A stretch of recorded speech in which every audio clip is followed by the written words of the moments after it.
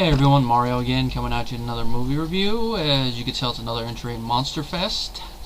Now, this is a Godzilla film, as you can tell from the title up there. And it's one I haven't seen in a long time before today, because it was one of the ones that the video store I used to rent videos from a lot did have in their collection. I only rented it once, maybe twice. As a kid, I guess, I thought it was an interesting premise or something.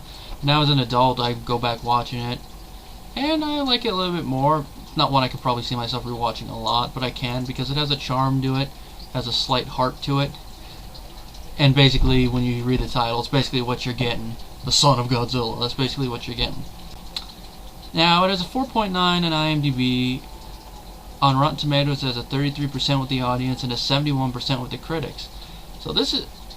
it's hard to say. This is one where I don't really agree with any of them. I think my views on it are probably in between there, because though I like the movie, like I said, it's probably one of my least favorite ones. But I do like it for that charm. But this is one of the ones that's far from what Godzilla originally was supposed to be. And this film is probably an example of how far Godzilla has gone on the totem pole. He started off as an allegory for the destruction that nuclear warfare can cause, and now he's a child-friendly protector of the Earth who's now a father.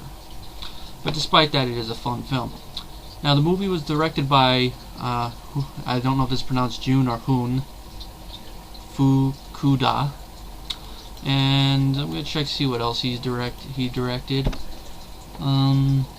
the previous Godzilla movie, Godzilla vs. the Sea Monster.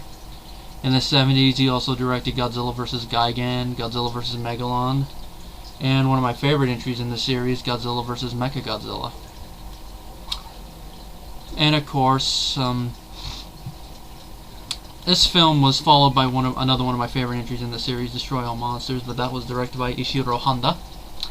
Now, the movie was written by two people, Shinichi Sekizawa and Kazu Shiba, and I have a feel their screenplay is the best for what this type of material can get. Now, the plot of the movie is that a team of scientists are trying to perfect a weather controlling system on this island, and I'm guessing in the Pacific. At one point in the story, a reporter joins them trying to get a story. Now, while they're there, they notice there's like strange animals, like weird giant praying mantises that after one of the experiments seem to get bigger.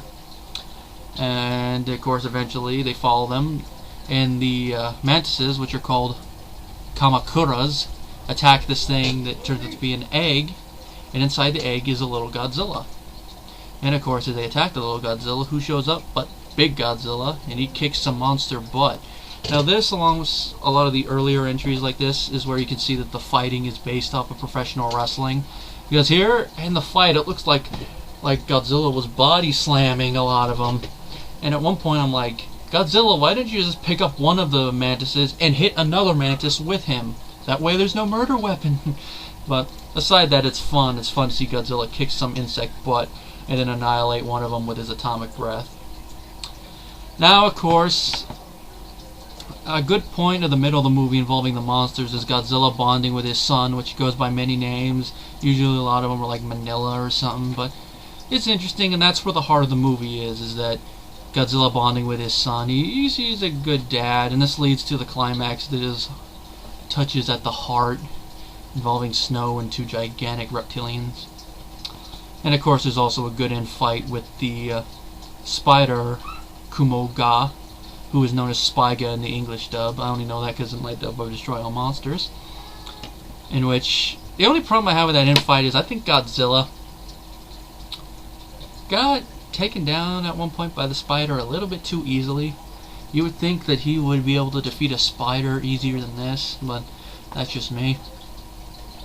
The score by Masaru Sato, I think, was very well, and it fit this.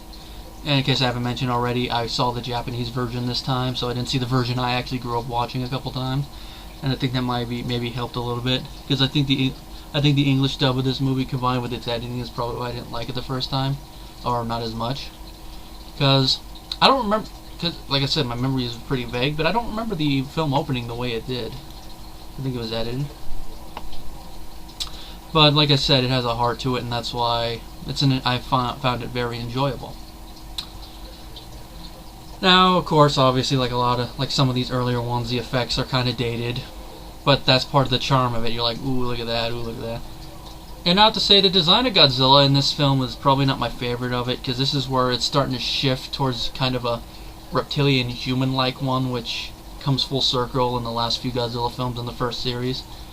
But when it comes to the first series, my favorite designs are either the earlier reptilian ones, like in King Kong vs. Godzilla, or in Mothra and the first Ghidorah movie, or the ones from the last few movies, you know, the Gigan movie, both Mechagodzilla movies.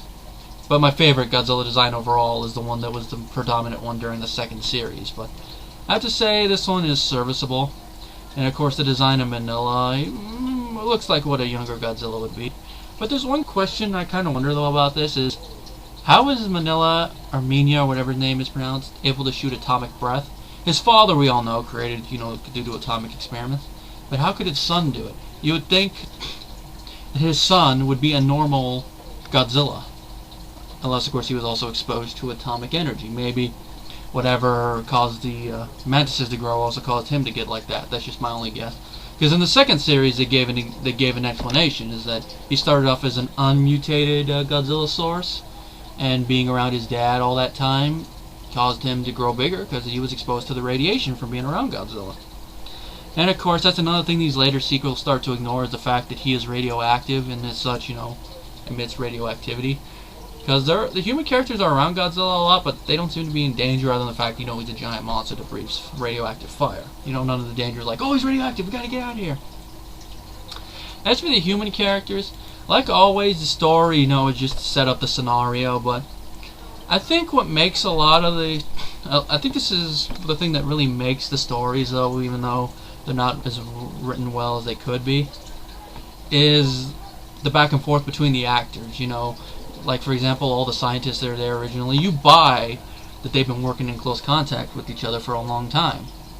And then, of course, the reporter coming in, kind of an outsider, you can see why they'd be distrustful of him at first, but then, as time goes on, they begin to trust him, because before we even see any monster action, that's basically what the movie is, introducing the human characters, so we get to like them, so we're not like, yeah, let Godzilla squish them. And I did say I did like them, even though they're not written, you know, 100% well, but it's the charm of the actors, I think, that draws me in. And two of the actors I recognize from past Godzilla movies. One of them, I believe, is the guy that played Shirazawa in the first one. He was also in King Kong vs. Godzilla as the Prime Minister, and in as that one lead cop that's in a couple scenes in the first Ghidorah movie. The other guy I recognize as one of the leads from King Kong vs. Godzilla. At least that's what he looked like. And that's one thing I like about these movies, is they reuse, even though they reuse a lot of the actors, I do like that they give them good roles. And it's, you know, makes you, since you know they're good actors, makes it easier to get used to them. And also, since it's a familiar face, it's like, okay, we can get into this movie. Now, I don't know if there's anything else to say about this movie, because that's really all I could say about it. Like I said, I did have some fun with the movie. I do like the charm that the movie has. Would I recommend it? If you are a fan of Godzilla already, I say give it a watch. Or if you're going to watch the films in order, I say give it a watch. But if you just want to see the serious Godzilla movies, this is probably one you should skip. Which one of these days I'll probably do a video of which film, probably when I do my list of favorite Godzilla films, I'll probably do recommendations there. But I recommend it if you enjoy movies with heart, I guess. My rating for Son of Godzilla, it's not my favorite, but that's a hard rating to do. 3 out of 5 stars, I guess. Like I said, I'm glad I saw it again, but not my favorite and some of the other stuff, but it was still a fun film to watch.